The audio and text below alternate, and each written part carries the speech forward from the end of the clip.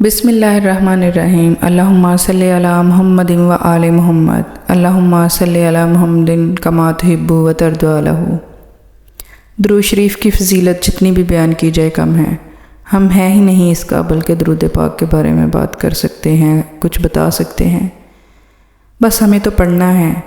پڑھنے کے بارے میں ہم کہہ سکتے ہیں کہ سب پڑھیں، درود پاک پڑھیں بھی، لکھیں بھی، دوسروں کو پڑھنے کی تلقین بھی کریں کہ آپ بھی درود پاک پڑھیں۔ اللہ تعالی ہم سب کو درود پاک پڑھنے کی توفیق عطا فرمائے۔ بس موٹیویشن کے لیے ویڈیو بنائی جاتی ہے کہ آپ لوگ بھی موٹیویٹ ہوں کہ درود پاک پڑھنے سے کیا ملے گا۔ کچھ تھوڑی سی چیزیں میں بتاتی ہوں کہ درود پاک پڑھنے سے کیا ملتا ہے۔ چہرے کا نور ملتا ہے، ہمارے چہرے اللہ معاف کرے، کوئی بھی کسی کو سکن کا پرابلم ہے نا، درود پاک پڑھیں آپ۔ درود ابراہیم خاص کر کہتے ہیں کہ درود ابراہیم پڑھنے سے جب ہمارے منہ پہ کوئی مسئلہ ہو، سکن پہ دانے نکل رہے ہوں، چھائیاں ہوں، سکن کا ڈل ہو کلر، تو درود ابراہیم پڑھ کر ہاتھوں پہ پھونک مار کر تو ہم چہرے پہ ہاتھوں کو پھیر لیں تو چہرے پر نور آ جاتا ہے، چہرے سے وہ تمام چیزیں ختم ہو جاتی ہیں اور پرکشش ہو جاتا ہے چہرہ۔ اچھا آگے چلتے ہیں کہ نماز کی پابندی ہو جاتی ہے۔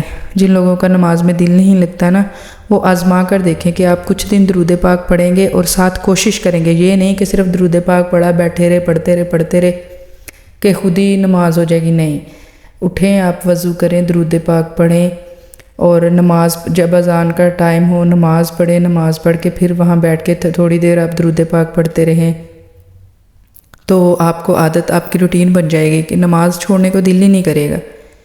تلاوت قرآن کا شوق پیدا ہوگا، نیکیوں پر استقامت ہوگی، رزق کی برکت ہوگی۔ آپ دیکھیں گے کہ کہاں بے برکتی، جلدی سے چیزیں، گھر کا راشن ختم ہو جاتا ہے، پیسے ختم ہو جاتے ہیں، یہ معاملات وہ معاملات، لیکن رزق میں بہت برکت ہوگی۔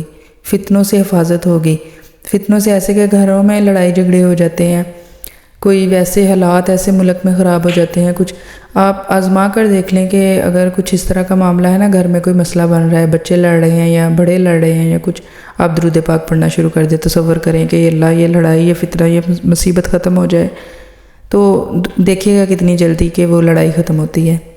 پھر اللہ اور اس کے رسول کی محبت ملے گی۔ آپ جب درود پاک پڑھیں گے، نماز پڑھیں گے نا، تو دیکھیے گا کہ آپ کو خود محسوس ہوگا، جتنی بے چینی، ٹینشن ختم ہونا شروع ہو جائے گی، اور بہت شوق آئے گا، بہت دل کرے گا کہ میں مزید درود پاک پڑھوں، مزید درود پاک پڑھوں۔ تو وہ یہی ہے کہ اللہ تعالیٰ کا آپ پر توجہ ہے، پیارے نبی کی آپ پر توجہ ہے، اور ادھر سے آپ کو رحمت خداوندی برس رہی ہے اور آپ کا دل کر رہا ہے۔ درود پاک پڑھنا ہر کسی کے بس کی بات نہیں ہے، جتنی دیر تک اللہ تعالیٰ توفیق نہ عطا فرمائے۔ پھر ہمارے مرنے کے بعد درود پاک کی برکت سے قبر میں روشنی ہوگی، رسول صلی اللہ علیہ وسلم کی شفاعت ہوگی، دل کو سکون ملے گا، سرور ملے گا، تہجد کی توفیق تک ملنے لگ جاتی ہے درود پاک پڑھنے سے۔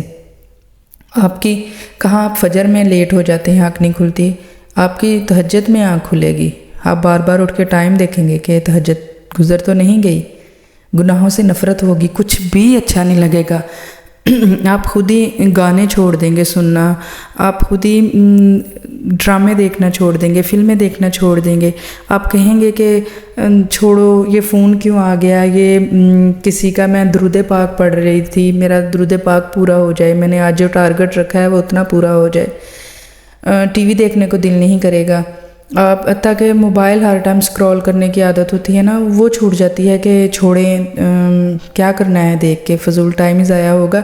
آپ اچھی ویڈیوز دیکھیں گے، آپ جو درود پاک کی ویڈیوز ہیں، پھر آپ دوسرا نمازوں کے بارے میں، آپ اسلام کے بارے میں سیکھنا لگ جائیں گے، ٹھیک ہے، گناہوں سے اتنی نفرت ہو جائے گی، روح کو طاقت ملے گی، زندگی میں سکون آپ دیکھیں گے کہ اتنا سکون ہو گیا میری زندگی میں، تو کبھی اتنا سکون ہی نہیں تھا۔ کوئی ٹینشن آ بھی جائے گی نا تو آپ بالکل ریلیکس رہیں گے، وہ اتنا دل نہیں گھبرائے گا آپ کا، اور ایمان پر خاتمہ ہوگا۔ سب سے بڑی بات کہ ہم ایمان پر مریں گے۔